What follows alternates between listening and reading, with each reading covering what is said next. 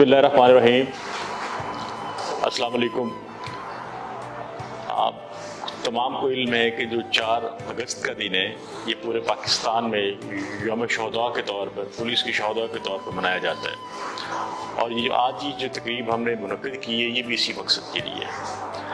جو لوگ شہید ہوئے ہیں، جنہوں نے وطن پر اور اپنے فرض کی خاطر جان دی ہے، ہم ان کی جان تو واپس نہیں دے سکتے، نہ ان کے بچوں کے لیے ویسا بن سکتے ہیں، لیکن ہماری کوشش ہے کہ ہمارا جو محکمہ ہے، ہماری جو سوسائٹی ہے، وہ ان کو اکیلا نہ چھوڑے.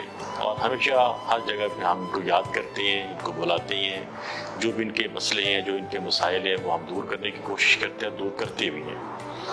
اور میں امید کرتا ہوں کہ اللہ تعالیٰ کے فضل و کرم سے جو ہماری پاکی سپاہ ہے، جو ہماری فورس ہے، وہ بھی انہی کے لیے، ان کے نقش قدم پر چلے گی. اور ایک بڑا اعزاز ہے ان فیملیز کے لیے کہ ان کے گھر میں ایک شہید موجود ہے.